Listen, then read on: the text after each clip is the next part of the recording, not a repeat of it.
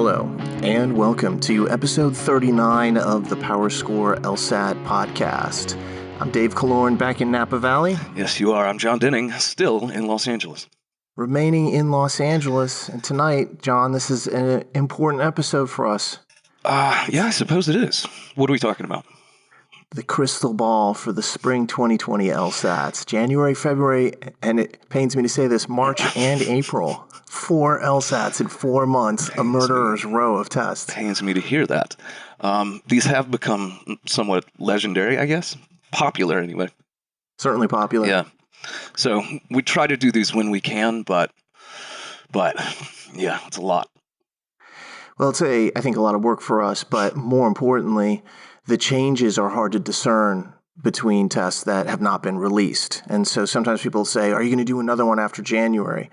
We won't, because January is going to be a nondisclosed test. We won't get the exam back. It won't allow us to make a real analysis. All 4 of these are nondisclosed, in fact. That's exactly right. So we can make surface analyses and we'll get some information, but technically you're not supposed to disclose that. So even that's questionable.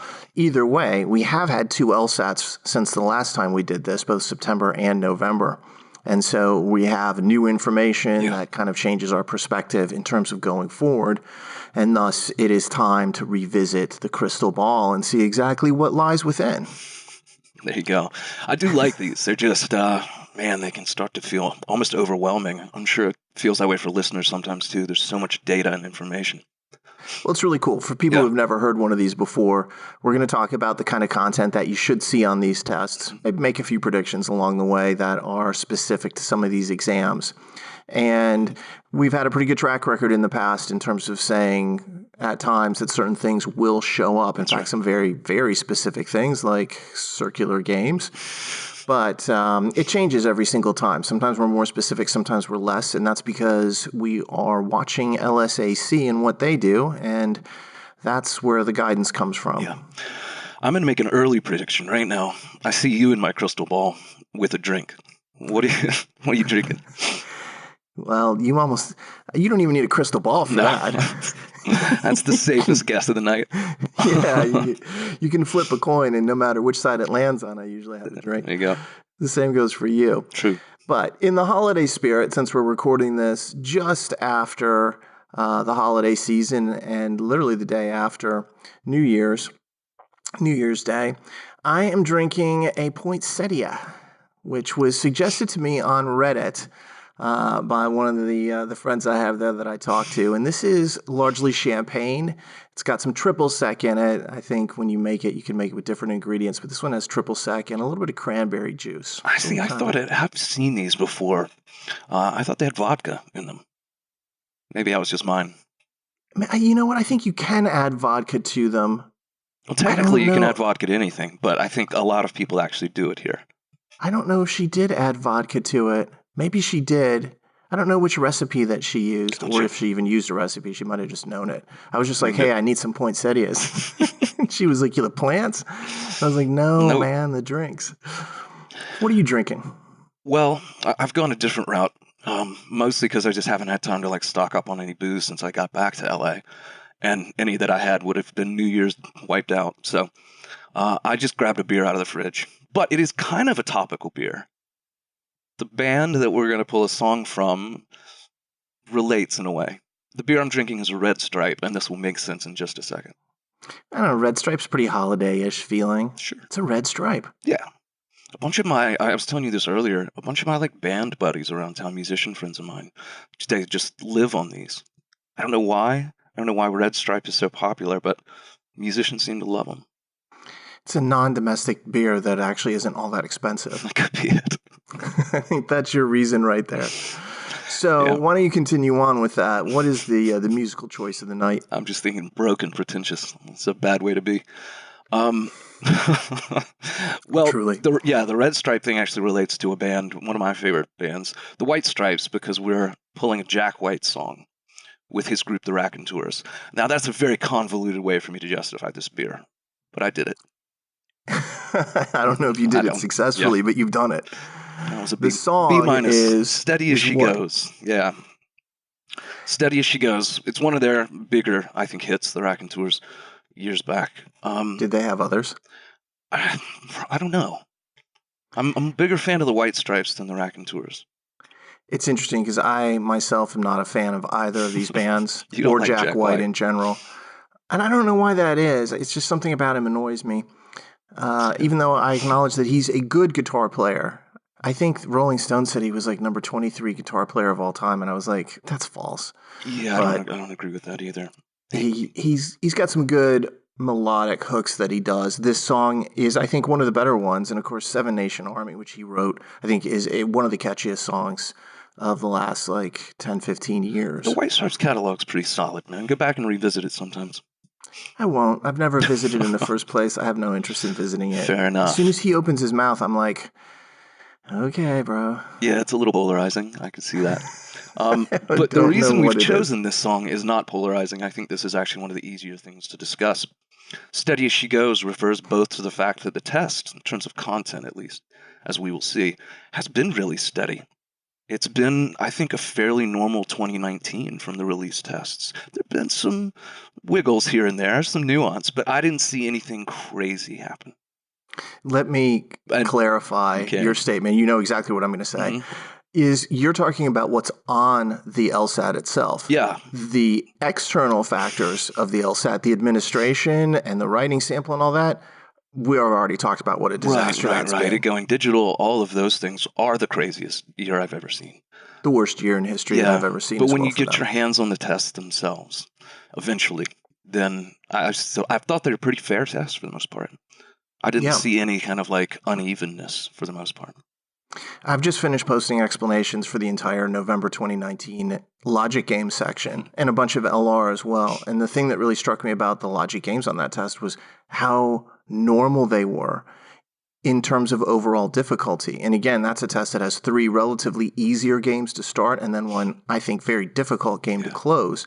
But it's completely fair the way they've done that. And I feel like this whole year from a test content standpoint was not unreasonable. Right. And I realize that some people are like, dude, have you looked at September 2019? Right.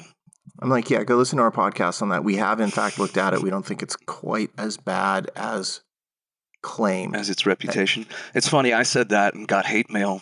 You talk on these things and people send you drink recommendations. People do send me drink recommendations, and I'm here to say right now, I'm for it. 100%. Anyone can send me a drink recommendation. Jon, why don't they send you drink recommendations? Probably because I'm boring. Or at you least drink the most non-fun drinks in the world. Hi, I'm drinking whiskey. I'm drinking scotch. Here I am. I'm like, dude, it's a Long Island.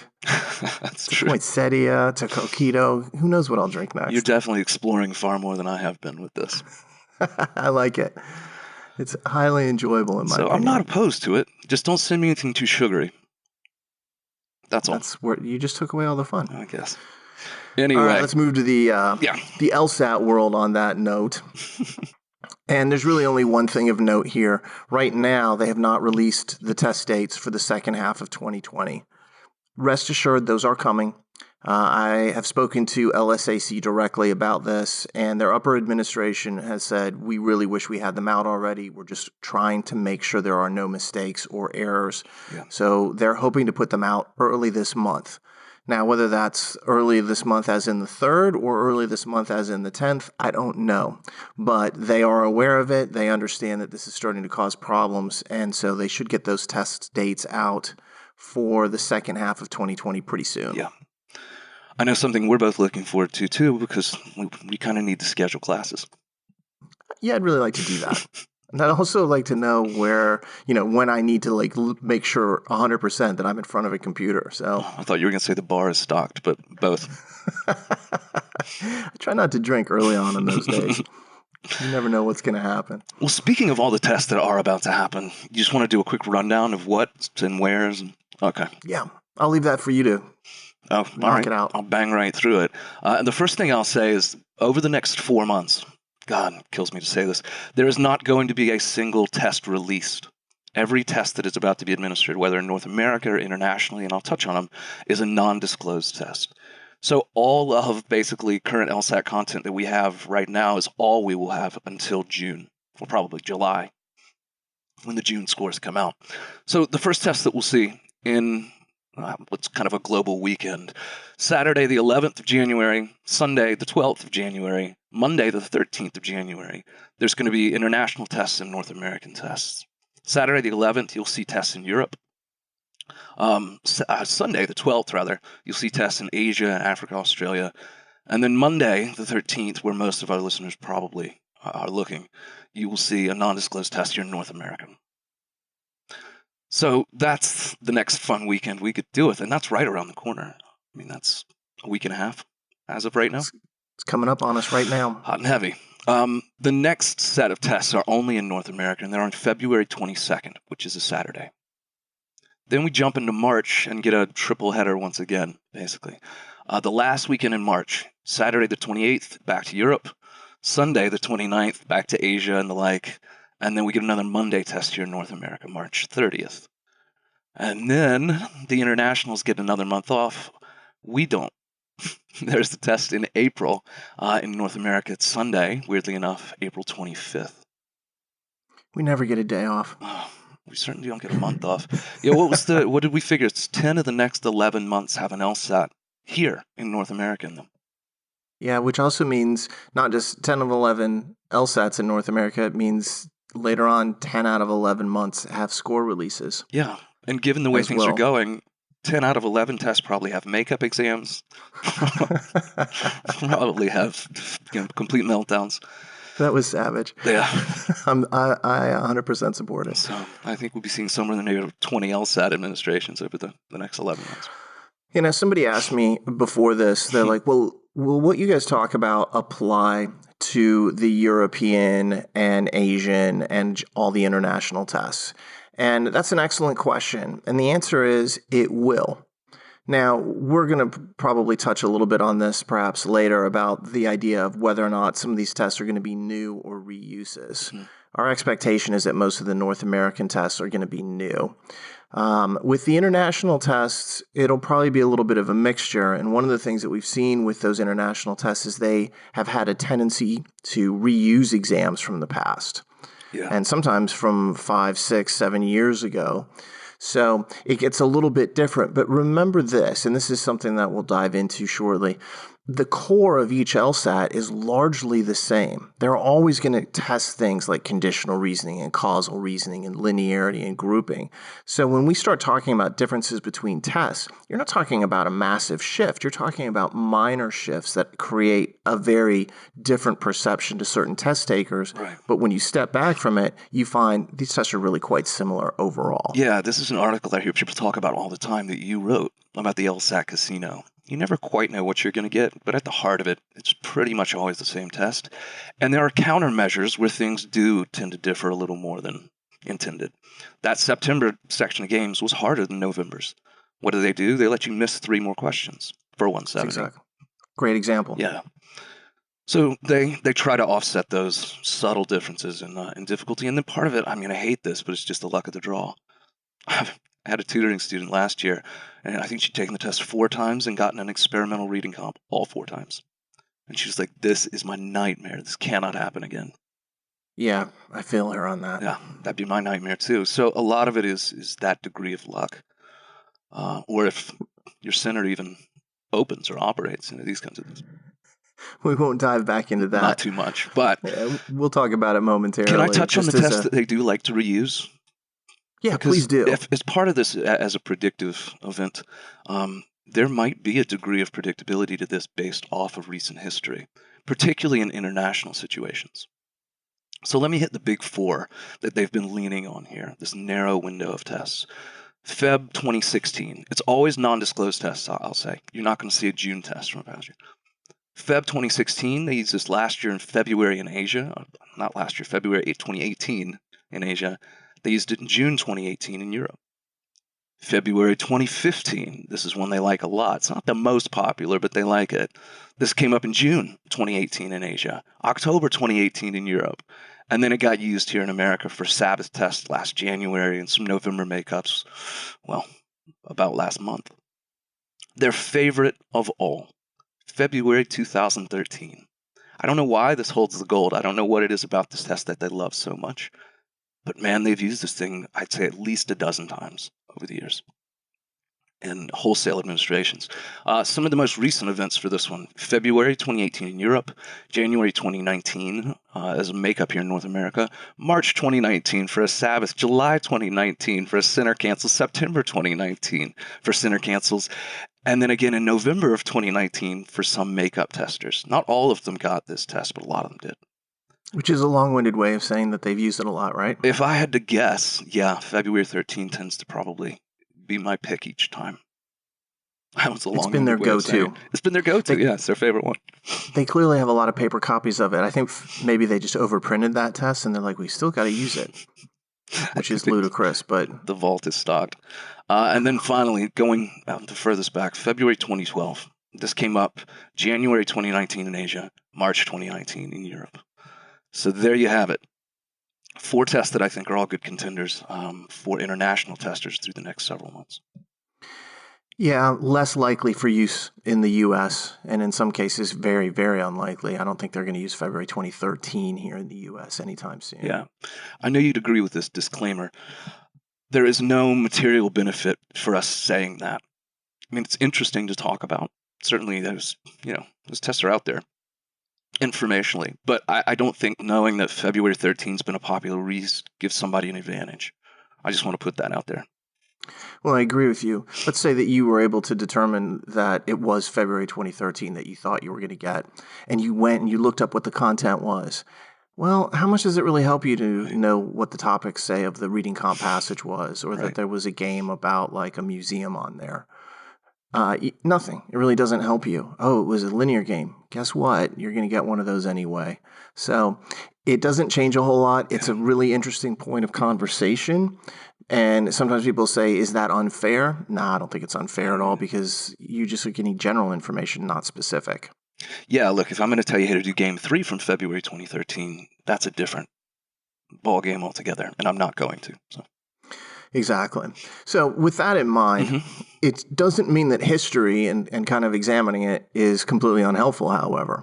We've just gone through let's strike the perhaps. We've just gone through the single most unusual year in LSAT testing history, bar none. I've been doing this a long time, and I'm still dumbfounded over what I've witnessed. And of course, sitting here in abject terror that I might be on the cusp of watching something similar unfold in 2020. That's my big, big fear. I hope that it doesn't come true. I hope that it's the smoothest of sailing in the 2020 seas that we're about to get into. But knowing that we just came from 2019 and all the problems that were there, we really want to talk about 2 things that test stream and this transition has taught us. And it's something that no matter which test you're taking, whether it's January or April or a test that's later, you want to be cognizant of when you head towards the test center. Perfect, yeah. Okay. So the first thing is this. You can walk in there and hope for the best, but you need to prepare for the worst. And when we say the worst, we're not talking about some really hard logic game. We're talking about some type of administrative issue. For example, a proctor not showing up, a long check-in delay that perhaps causes your test to start 2, 3, 4 hours late. Tablet crash, these kinds of things. Exactly. The list, as we all know, especially if you listen to this podcast, is lengthy. The key thing is to say to yourself, I really hope it's going to go well. And if it does, fantastic, you're ready to go. However, if you walk in expecting everything to go well and it doesn't, that oftentimes really throws people off their game. And so you have to be prepared for the worst to occur. Have a game plan if it takes an extra hour. Have a way to kind of like mentally prepare if there's a sudden problem with your tablet. One of the biggest things that happened, especially in November, was that people who were delayed, a number of them were delayed a lot of, like 3-4 hours. Yeah. And by the end of the test, they were just when the test started, they were out of it. And by the end of the test, they were exhausted. And you have to be prepared. All the rest. Yeah, it's a completely unfair situation. It makes me extremely angry. And I'm at the end of the line of the people who are angry about it. So just be prepared for that. That phrase, hope for the best, prepare for the worst, should be your mantra as you walk in. All right. The second thing is this. You hoping that there's no problems, but watch out for proctor issues. One of the things, and two of the things really that we saw were repeated issues towards the end of last year, even in November, when proctors should have known far better than this, or at least have been trained better. There were two issues. You were allowed to put your tablet at any angle except directly vertical, and you were allowed to bring in pencils to use those with scratch paper. And we saw numerous instances where proctors were like, you can't put your tablet above 30 degrees, or you can't use those pencils, I'm very sorry. So this is what we're recommending. Print out a copy of where they say that it is okay to use that. They do say it on their website. And have them with all the other information that you bring in. Because the problem is if a proctor comes by and says, you can't use a pencil, you can't pull out your phone and be like, it says it right here. Right. Because you're not allowed to have your phone. But you can pull out a piece of paper that says, oh yeah, check this out. And that would be, I think, the ultimate power move if somebody did that. And at that point, their sense of like, I crushed you would have to inflate by at least 5 to 6 times. They would be ready for the test at that point. Yeah, that's a good psychological point. If you can sit a proctor down, basically, you're the boss. You're in charge. It's a I good know feeling. this situation far better than you know it, and I'm the test taker. Take that. I like it. Where some of this misinformation ultimately stemmed from was there were rules against these things originally. Proctors just never caught the update. You weren't allowed to bring pencils at first, and then the LSAC changed it. You weren't allowed to move your tablet up more vertical, and then LSAC changed it. So proctors are just out of the loop a lot of times. And it's easy not, to think it's not malicious, is my point. It's definitely not malicious because it's actually even worse than that to a certain extent. When you say, well, proctors were out of the loop, there were instances of people complaining about this and the proctor saying, it says it right here in the directions I'm reading to you. What am I supposed to do? Like people objected. They're like, that's not the case. And then they were told otherwise by the proctor who was using what turned out to be old directions. And that's not the proctor's fault, no matter how you want to slice it. They didn't go back in their closet and be like, let me get those directions from July 2019. So just keep those two things in mind. Prepare to wait and deal with problems, and then be prepared if they try to tell you that something is impossible when you already know that it is possible. Last point I'll make to this too, if something does go wrong, get it on the record at the test center. Have the proctor file a note, have the proctor put some sort of notice in your own file.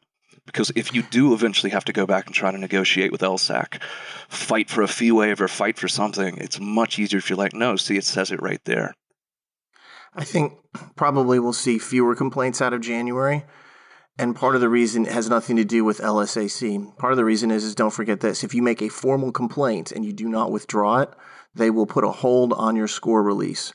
And the astounding thing is that even though the November score release occurred on December 19th, there are students that I was talking to yesterday who still don't have their scores back because of center complaints. So if timing is really critical to you in terms of like your applications, and that's really the case for everybody, think carefully about that. Yeah. How bad was the violation? In some cases, you really have to complain. In other cases, you don't. That's a topic for a different day, but it's just something to think about right now. Let's move on. Yes. All right.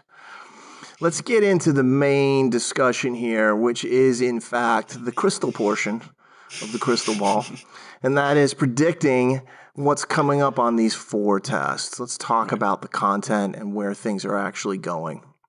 Perfect. Steady as she goes. Steady as she goes is the name of the game because, again, we really feel like things are going to follow in the well-trodden path that they've already established with this. So you want to start off with the question that we've kind of touched on a little bit. Will any of these tests be new? Yeah, the reuse versus the new. I think the vast majority, if not all 4 of the North American tests will be new. I think at least 3 of them will be. As we've said previously, they're in a cycle now where this year will have to produce 10 separate LSATs. They've never done that before. They've never come close. For North America. Previously, and when I say previously, I mean for years and years, they have produced, really decades and decades, they've produced 4 a year. Now they're producing 10. This is the first time they're ever going to produce 10. That means a lot of new tests coming out, a lot of new construction. One wonders if it's the last time. We'll see how the year goes, I guess. Well, that's a question I put to them. Yeah. And I got what I thought to be a very considered answer from the president of LSAC, who said it's not completely up to us. I think they know that the number of test administrations has put pressure on the organization, but they have had law schools say, hey, we want to have this. Mm-hmm. And they don't want to see the cycle change immediately. They don't want to go to 10 and then start dropping back. So we may have 2 or 3 years of this before we see what I expect eventually to be a drop down to probably 6 or 8 tests a year. Yeah, I think that's probably right. So I would expect new content, but even if you get reused content, as you pointed out earlier, it's really all the same thing. It really comes down to similarities and patterns. The thing is stuff does change. So if it turns out that January or February is a bit of a different test or it's a reuse, we track all of that information.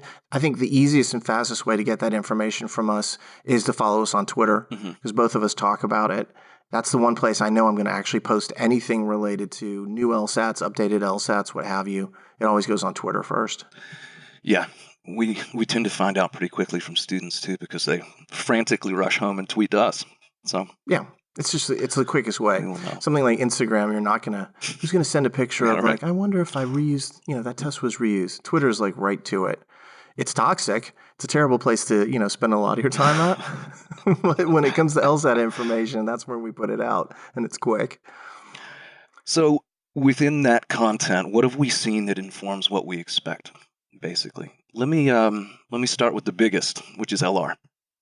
Biggest being half your score, of course.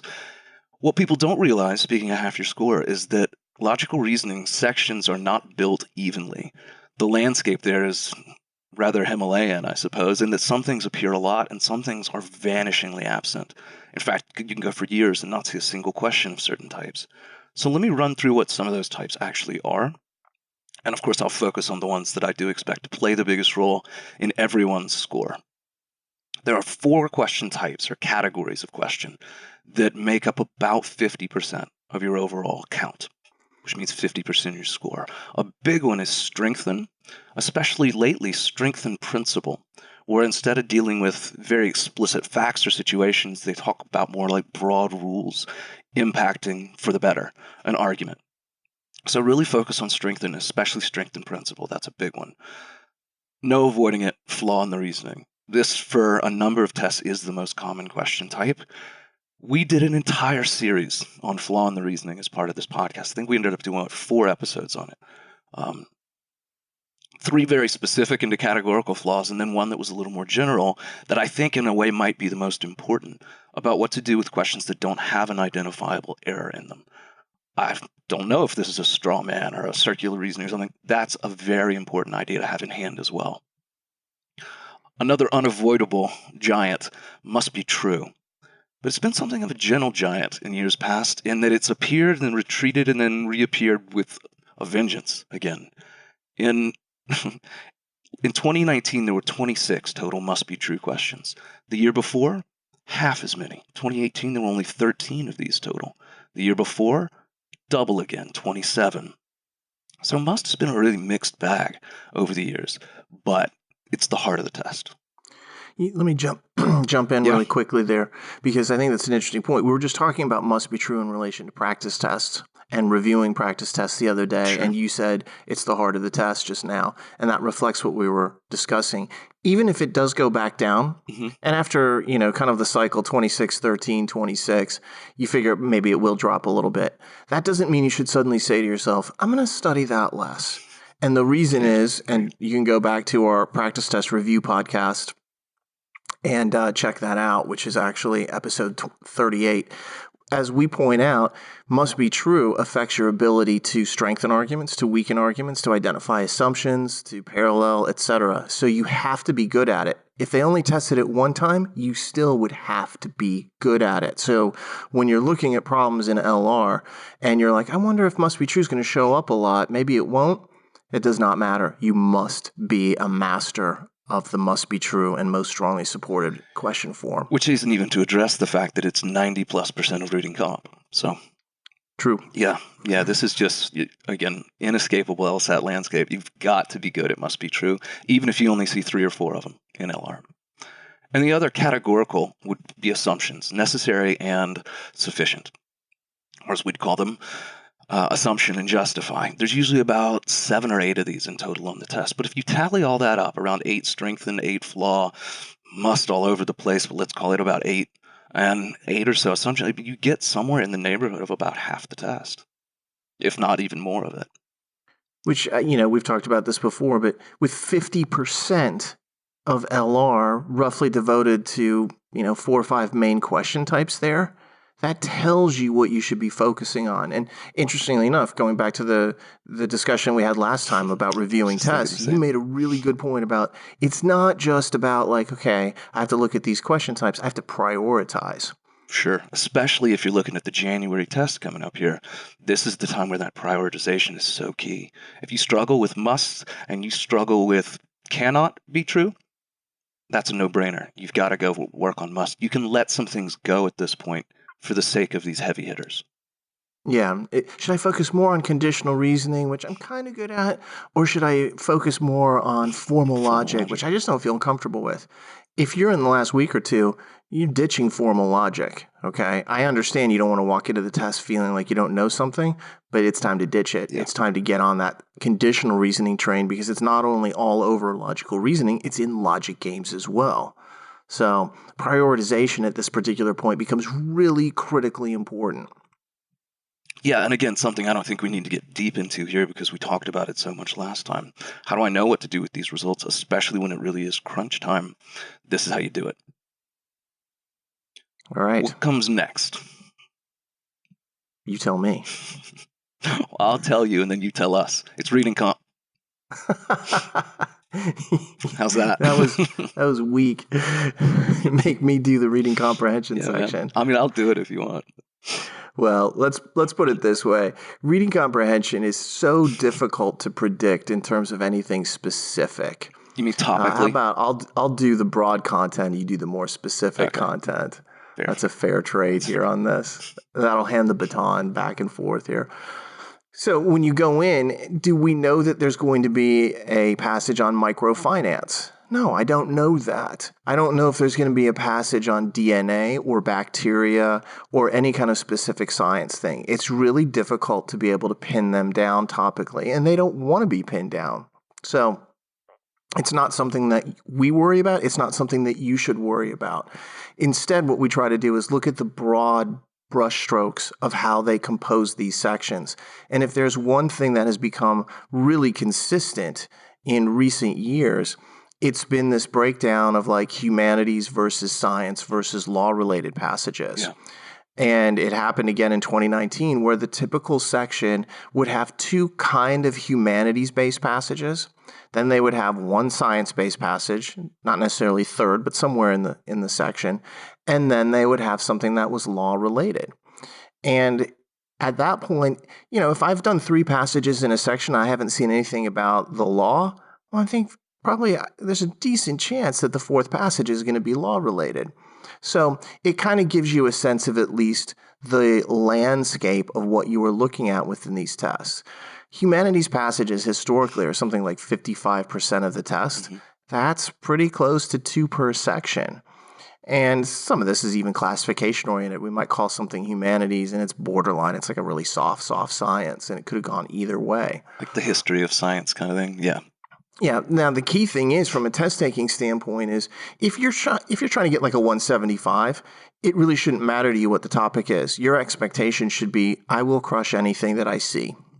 But let's say you struggle with reading comprehension and you've got some concerns over certain topics. Maybe, as is the case with a lot of people, science passages have been a real challenge. Mm-hmm. Well, if you've done the first 2 passages on a test, you get to the 3rd one and you see a science passage, you might want to say to yourself, perhaps I should just glance at the 4th passage. And you go to the 4th passage, you're like, oh, it's a nice humanities passage. It's about literature or what have you. I feel a lot better about that. Skip it. Use your knowledge of this, which is very fundamental to the way this test is made, to make certain decisions and control the situation that you are in. And of course, it's really easy for us where we're just sitting here talking on a podcast about it versus somebody who's in the middle of a pressure-packed situation. But you have to slow things down mentally and be like, let me make the smart overall decision versus the local decision of I'll just follow their pathway and go through a game or a reading comprehension passage, in this case, just one by one. Sure. The tablet makes this, the tablet does make this really easy, at least. You can see. Just jump to the first question. Exactly. You can see at the bottom of the screen where each passage begins and ends. So you can jump between the passages really easy. You don't flip pages and stuff. Yeah, I'll close this point out by saying something that we have preached, which is the test makers don't give you all the questions in the exact order that is best for you. Sometimes you have to take control, move around a little bit. This becomes very important in reading comprehension and logic games, less so in logical reasoning until you get to the end of the section. You might run into something where you're like, I'm not doing this parallel question at number 21. I'm going to pass over it. It's really tricky to call this like game time audible. I think for a lot of people, they just find themselves in a rhythm and they lose sight of what they're actually meant to be doing, which is controlling the situation, as you said. You need to think about controlling the situation beforehand so that when it comes up, you know what to do versus, just having it come upon you. I was explaining one of the questions from the November LSAT. I think it was question 2 in the logic game section. And I was like, this is the exact question that what I did was I just went on and did the other problems first because it was one of these global could be trues. Where could this variable be? And I was like, well, I'm not going to do this now. I'll come back to it. That's a really good example of saying, I'll make a smart decision that almost appears counterintuitive. Did he just skip that question? Yes, I did. For a very good reason, however, because I felt like after I'd done the rest of the game, I could probably come back and answer that question super fast. Yeah, it's not a forfeit. It's not a retreat. It's tactical. It reminds me, and I think I've said this before too, of watching soccer or what the Europeans like to call football. And that is sometimes you have to pass back. And when you do that, you might reconfigure your attack and attack down the other side or down the middle or what have you. Passing backwards all the time is bad, but doing it on occasion, not a big deal at all and completely standard. It should be that way when you take a test like this as well. Yeah, I mentioned this in the review of the November games, how nimble I feel when I go into a section. And I was talking about games, but I'm really that way all over the place. If I see some question in LR, I don't want to do right then. And sometimes it's almost just because like, oh God, it's one of these like broad ethical, philosophical questions. And I don't have the stomach for this right now. I never have the stomach for those questions. But you and I have talked about that where some people think it's a defeat. I skipped it. I'm like, no, I just didn't want to think about whether or not money had an ethical value that equated to happiness on question 13 on this test. I can push that to the end of the section and suffer at that point. And this isn't just advice for good test takers. In fact, in a lot of ways, someone who's struggling with this test might be the ultimate beneficiary because they don't get bogged down in something that's going to cost them too much. They see a hard question in a game they don't understand, or a hard game itself, or a tough reading passage they're not getting. That's where this cost benefit really can tip in your favor. I think that's an excellent point, especially because if you're struggling with this test, a lot of times you don't feel like you're doing anything well. And the idea of taking control of the exam probably sounds completely foreign, but it doesn't. Everybody has strengths and weaknesses. Number one, you got to believe in yourself. But number two, you have to find out what those strengths and weaknesses are. Are you really good at linear games? Well, then start off the section and seek those out, and then push the games that you find harder towards the end. There's no harm in doing that. That's actually a really high-level move and the kind of things that all good test takers do. So join the club. Since we're still, I think, nearing the end of, but briefly in reading comp, I'll give you what I do in reading comp a lot of times, which is start with the comparative reading passages. You like those, though? Yeah, I like them better than the long passages. I get a break in the middle. I can sometimes go from passage A and answer a question or two. So, yeah, that's just a good way for me to kind of find my rhythm, my footing in the section a lot of times. We've talked about that before, how the comparative passages are 2 bites at the same type of apple, typically. That's a good way. If you didn't quite understand A, B often will shed a little bit of light, or at least help you to understand a little bit more. Not always, but often. Yeah. I don't do it that way myself. I don't always. A lot of it's how I'm feeling. Like, do I feel connected and dialed in? I'll just power through. But if I feel a little scattered, or maybe I'm not quite calibrated the way I'm hoping, or I'm distracted, I know that's a way for me to get into the section without it typically being as tough for me. See, that's interesting. It goes to show you how different test takers have different approaches. Almost always with me, I will do the first passage first. Usually it's not the hardest passage on the test, very rarely as a matter of fact, and it's often about something where I'm like, okay, I can live with this. I don't need to find my favorite passage to start with. I just need to find something that I don't hate to begin with, because that will get me into the rhythm. Usually the first passage fits the bill with that. Same thing with the first game in logic games.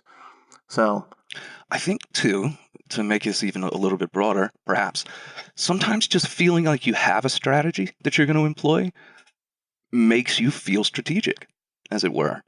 In other words, it feels almost like an inherent reward to know that I'm going to do things my own way. Put you in the right mindset. Yeah, exactly. And in reading comp of all places, for me, it's a crucial place to get. If I see science as the first passage, I'm doing it. But other than that, I might jump. Right, but you're the Georgia Tech grad with the biochemistry major. So yeah, I think science is probably your wheelhouse. Definitely. Humanities? Not so much. No. See, I'm the econ major from Duke, so I'm like, give me that stuff right there.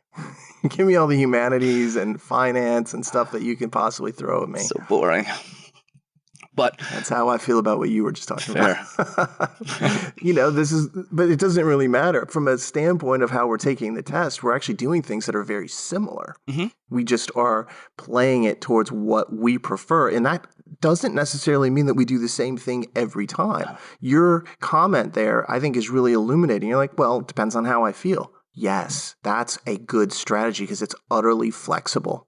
It's fantastic. Yeah, I'm hyper aware of what my own mind is doing as I go through this test, and people need to be as well. Don't try to just get into auto drive here. Make sure you're paying attention to it. Am I reading this right? Am I looking at this closely? We did an episode before where we talked about the difference in, panic versus freezing, I think is what it was. Mm-hmm. And how those are completely different reactions to a similar stimulus, really. Yeah, people react in different ways. Yeah, you've got to Don't be run by fear. Don't be run completely by habit.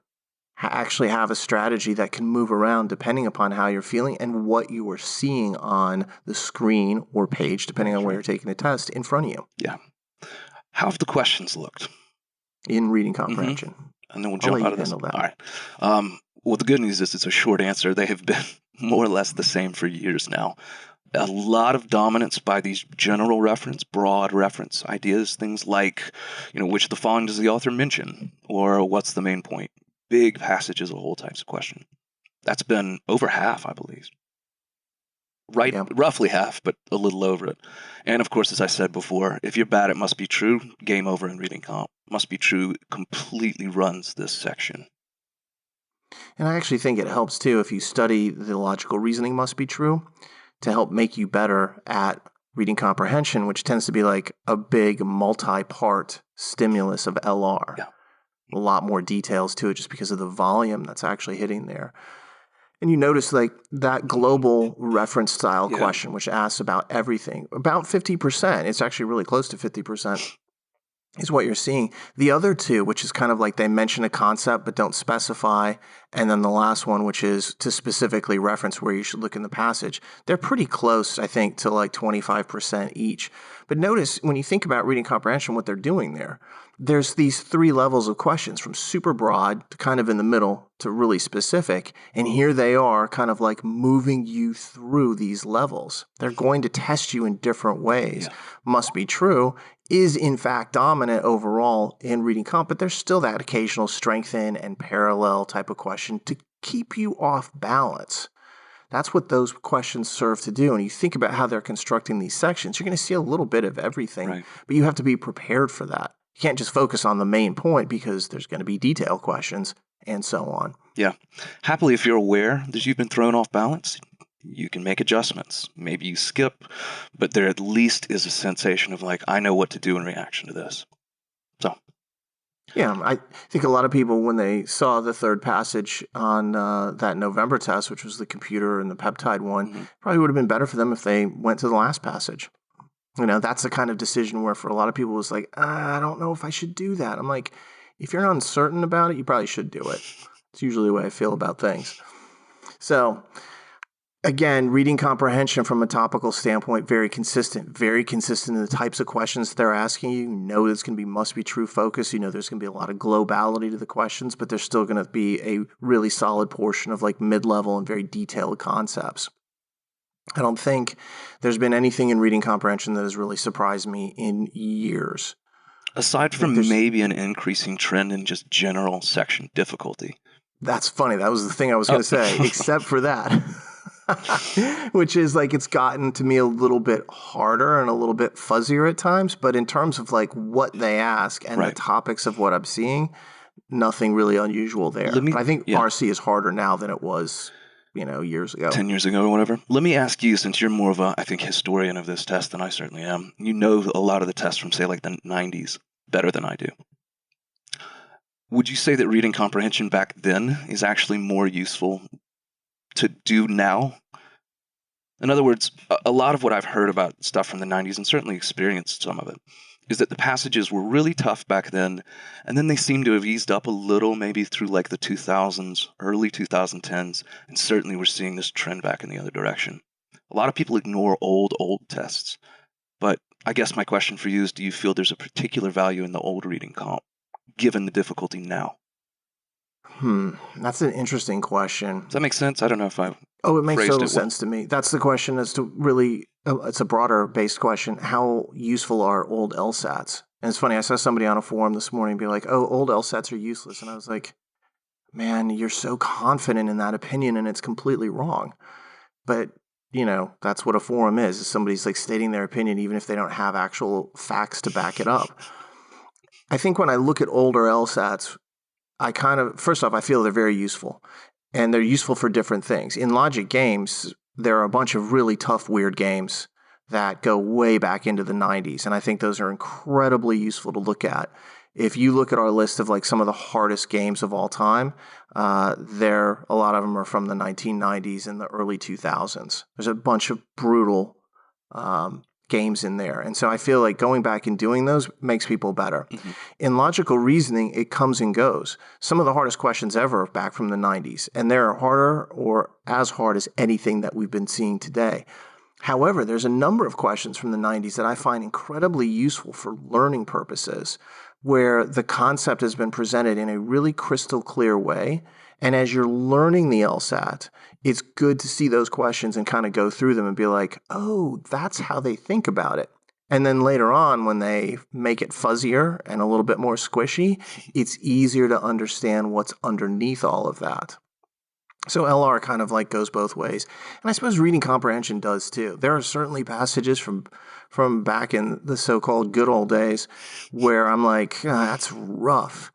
I think in the last 5 years, though, some of the reading comprehension passages, like the overall difficulty of the hardest passages has been higher in the last 5-7 years than most other 5 to 7 year periods that we've seen in the past. So I don't think that reading comprehension from the past is useless. I just feel like some of the passages are worth more than others. And that's really kind of true of almost for any LSAT. Sure. I mean, if you think about it, in the future, people will come back to this November 2019 test and be like, okay, that fourth game is really good to look at. And these LR are really good to look at. And this RC section is tough. And especially this passage is tough. All LSATs are like that. There's some really high quality information on any given LSAT. There's also some questions that are like, got it. Yeah, throwaways. Yeah. Same way I feel about the LR from September and November of 2018. Those to me are some of the best sets of LR in recent years. I love those tests for it, and we talk a lot about it. We certainly have, and we've, I think, been big advocates of looking at those two sections. Mm-hmm. And I would probably say to somebody now, go look at September 2019 logic games. For the games. It's a tough section. If you can master that section, you're showing that you're really good at a bunch of games that are not in any way, shape, or form easy. Yeah. There's no free pass on that section. Versus, say, June 2019, where the games probably aren't going to teach you quite as much. Interesting. Yeah. Although even November. The fourth game I thought was pretty good. Anyway, tell me about games. Logic games. This is an interesting section because of just the continuity that we run into year over year. And I was comparing the statistics from the last time we did this, which was prior to September, to now. And it's just remarkably similar.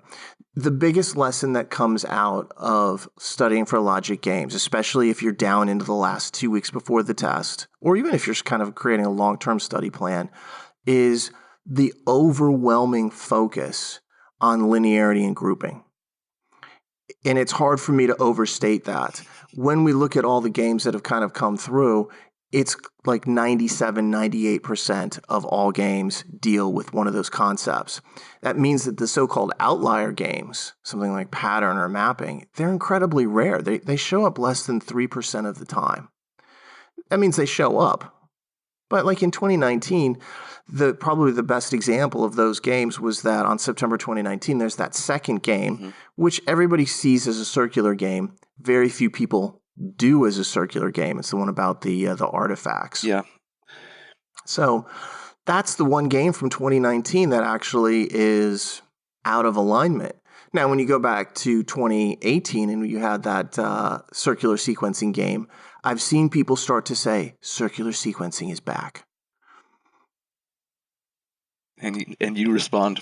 I mean, that's the thing. Like, nothing's really back in games.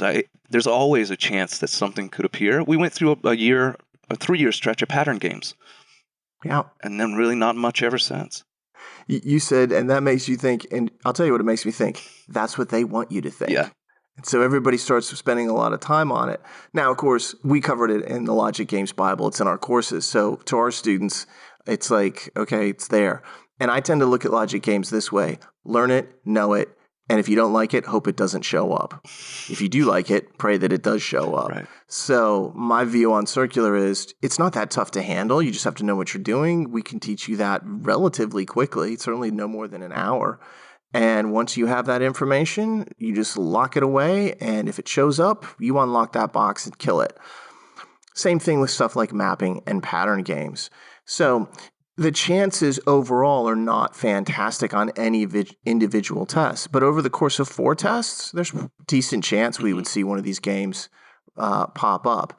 But if you are studying and you're trying to kind of like configure your study schedule, you have to spend the vast majority of time, and this goes back to your prioritization point from earlier, you have to spend the vast amount of time on linear and grouping games. And here's why.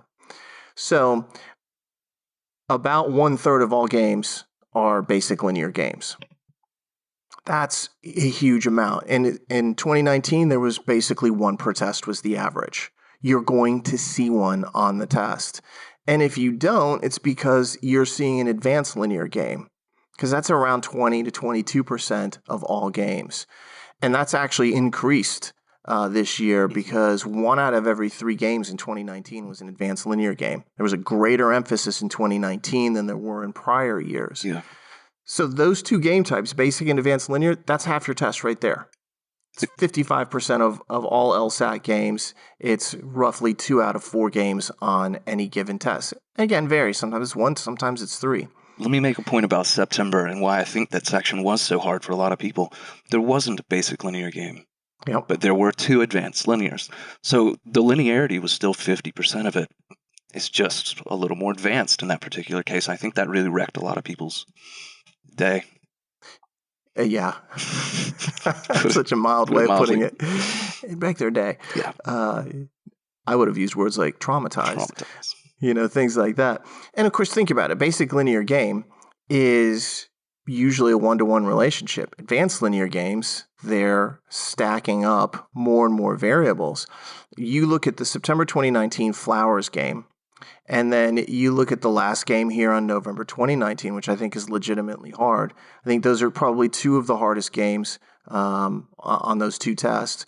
But they're very similar when you break them down. They're both big advanced linear games with a ton of information that you have to juggle and fill in. And the rules are dealing with all these different things. So if you were to go back and study something in there, study both of those games, because clearly they don't have a problem putting that type of game on there. And then, as you and I have talked before, you talk about old LSATs, you can go back and I can see the ancestors of those games in history. There's tons of games like that, all the way back to the October 1991 LSAT, and the last game about the dogs is this advanced linear game that if you haven't done it, you should go back and take a look at it and realize that a game from 1991 and a game from 2019 are clearly like the brother and sister there. Yeah, cousins at worst. Yeah, that's the continuity of LSAT history at work there. Siblings of some sort or related, at least in the same type of family. Now, if basic linear and advanced linear... Sorry. Let me cut in real quick, because you just said a thing that I don't know is going to get taken as seriously as it should. You said go back and study those games. I would say go back and do those games until they are memorized, basically. A lot of people are like, okay, I think I get it. I'm like, no. Do it again. And a month later, if I slid that game across the table, no hesitation, I know exactly what to do. That's what we mean by study these games. And we use different words for that. Yeah. Like we talk about have the ability to teach it to other people. Right. I've often used the phrase, you have to perfect the game. And what that means is you have to learn it well enough that you know it perfectly and have done it. Now, that might require you doing it 2 times. It might require doing it 8 times. I don't know. Each person is different. But when we say learn it and study it, it's not just to look at it and be like, hey, that looks similar. I think I get it. I read Dave's explanation. Makes sense. I can do this on my own every time. So I didn't mean to cut you off, but I wanted to make sure that got emphasized, especially for games as hard as those, because those can really make or break you. Yeah, I have no problem being cut off or something like that. Okay. Yeah, the idea of redoing games until you know them is a tried and true method. And certainly we've been preaching that for years because it's so important to be able to do. And that's always the first question I have for somebody when they're like, I know that game. I'm like, okay, great. Explain number question 17 to me. You mentioned doing templates for game 2 from November and the discussion we had about it. The first thing I did when we got off that podcast, I went back and tried templates. And I was like, that's really interesting. It added to my repository of skill set or whatever. I'm like, there's a new weapon. It's cool. Well, you knew how to do templates. Yeah, no. I mean, for that game, you're like, there's different ways. But there was triggers in that game that I didn't necessarily catch. I didn't need to. I was fine. But I'm glad to have them in my pocket now. You know? Little things that you see. Mm-hmm. Yeah. And we already talked about that on our podcast that reviewed that particular game section. So if you haven't done it or you're about to do it, check that out afterwards, because I think we go into some fairly good detail about how to solve all 4 of those games, actually. Mm-hmm. So anyway, continuing on, if linearity in whatever basic or advanced form is going to be 50% of what you see, well, guess what? You're going to see the remainder is going to be grouping. Because about 1 out of every 3 games on this test is grouping. There was 1 on every test in 2019 by an average. And it came down a little bit because there was so much linearity on those 2019 games. And then the last big kind of like categorization is games that are both grouping and linear. And there was 1 on November. That's probably like the last 8 to 10% that you run into. And you add all that up and it's like, dude, all you just said was linear grouping over and over. Yep. That's exactly what I said. And if you only remembered one thing from the Logic Games discussion and it was, he just keeps saying linear and grouping, that would be enough for me. Because that's what you should focus on. If you can get good at those 2 skills, you will be pretty good at Logic Games in general, and you can chance it with one of the outliers showing up. And yeah, I do think there's a likely chance that one of the outliers is going to show up here in one of these months. And I say that not to cause fear, but to instead just be like, if it happens, that's okay. So, most of those you can kind of prepare for pretty easily in terms of understanding the principles. Pattern to me being the most concerning of all those outlier types that we have out there. But a very low percentage of games actually fall into those groupings of pattern mapping or circular. Even the one we've labeled circular was really a linear game. We all did it the same way. Yep. We all made 1 through 7 and said, look, 1 and 7 are next to each other. We didn't create a circle for it. Exactly. Yeah, I just treated that as basic linear. I was like, I can do this. They're just the ends touch. All right. So, now there is one more kind of like pair of concepts to keep in mind when you're looking at Logic Games, aside from the basic idea of linearity and grouping being dominant. And that is kind of like the numerical distribution is a feature, and then solving games using either templates or showing every single possibility. And I want to point 2 things out is that numerical distribution jumped up, the usage jumped up in 2019. About 1 out of every 3 games, again, was numerical distribution. It was all over the place. Mm-hmm. And especially when you were talking about September 2019, you were preaching this idea of following the numbers. That has to be part of your approach. as a test taker, you always have to be looking at the numbers. We've raved about this and ranted about it. I'm not going to say anything more than that. But they used it more this year than they had compared to the prior averages. I'm not saying it was more this year than any other year. I'm just saying in 2019, they pumped up their usage of it, and that bumped up the overall. Well, it used to be about 13% of games had numerical distributions that weren't one-to-one. This year was almost 20%. Yeah. Well, now it's almost 20%. Oh, they used it at least twice as much in 2019 as they had in any of the 4 years prior, to put it that way. What made September so hard? 2 of the games featured this. Once again, you can start to see how the difficulty manifests and why it kind of ate people alive.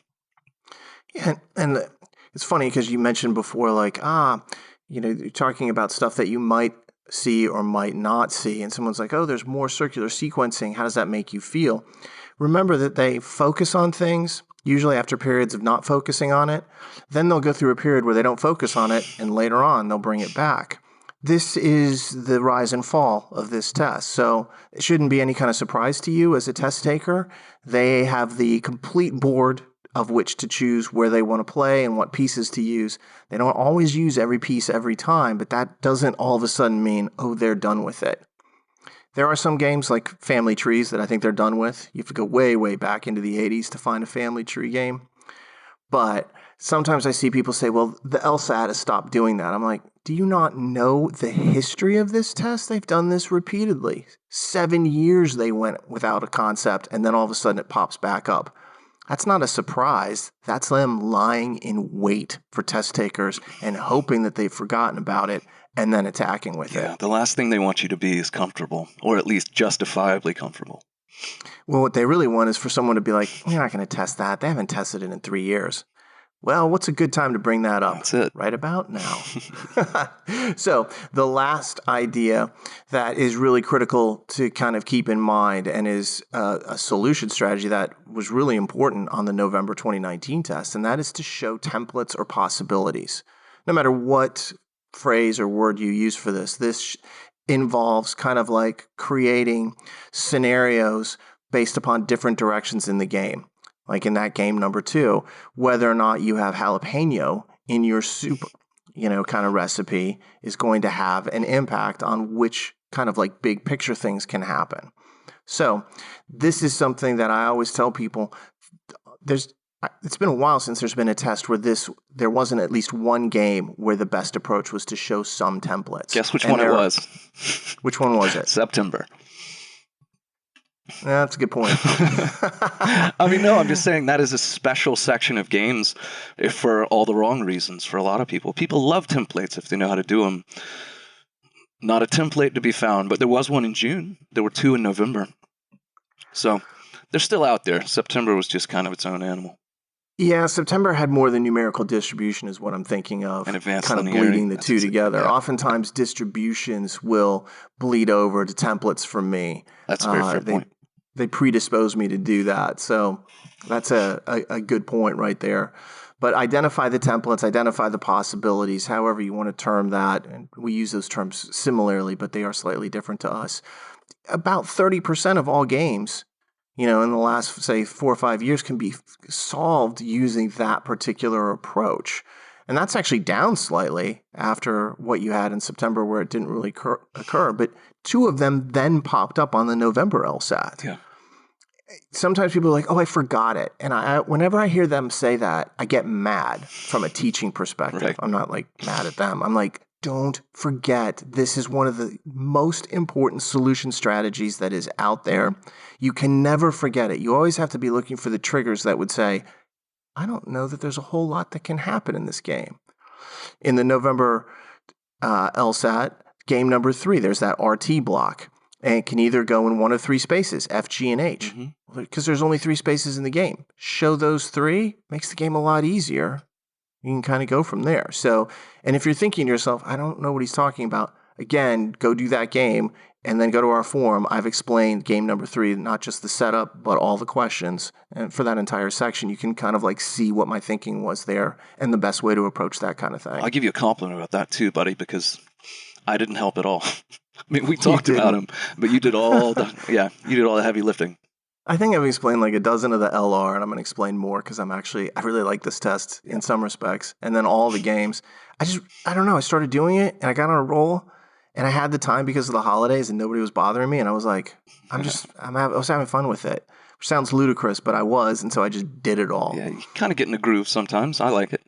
Yeah, it really did work. But just as a final point there on logic games, linearity and grouping, you're going to see it. You better know it. Outlier games, really unlikely. There's a very good chance that we're going to see one here in 2020. That shouldn't strike fear in anybody's heart. And then numerical distribution, identify the templates, both very common. About 40% of all games, when you look at those two ideas combined, will have one of those two, if not both of them on there. So you focus on the big picture item, especially if you're down to the last week or two. And it doesn't matter whether it's games, reading comp, logical reasoning. That allows you to tailor your focus and spend your time on the things that are going to be tested the most. And that's really the best lesson to be drawn from all of this discussion. Yeah, completely agree. One quick plug for us. If you go all the way back to episode 21, Dave and I did a very deep dive into recognizing limited solution set games. That was all the way back in July, but there's a really good episode if you're interested in learning more about templates or you're just kind of new to this and aren't sure what that's about. We've explained it in one of these earlier episodes. I don't think it would hurt to, kind of like make a run through some of the topics that we have talked about. If you think about it, like you mentioned all the flaw discussions. For recent tests, we've talked about the logic game section on each test in detail, often like the best solutions, difficulty, the way to navigate your way through the section.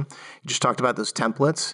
We've done podcasts on necessary assumption and sufficient assumption questions, what we call justify, in great detail. Oh, yeah. We've talked about question types like parallel and I think resolve and all that. We've gone through a lot of these concepts. And if you go back into the archive, you can find those and be like, yeah, it might be from like 9 months ago, but I mean, the LSAT hasn't changed in 9 months. Maybe the jokes might be a little bit topically slightly out of date, but we'll still be there having a drink and talking about stuff that is on today's LSAT and is going to be on the LSAT for years and years. So is that a Robert Kraft joke reference? Is that what that is?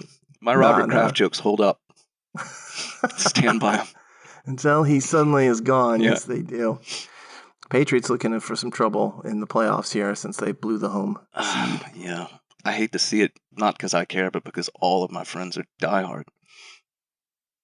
Well, I have become a big Tom Brady fan because of his supreme self-confidence. So I'm actually hoping they do well, even though I'm a big Lamar Jackson fan too, because how can you not be? Anything else to add, John? No, I think we're good. All right. I think that brings us to a close.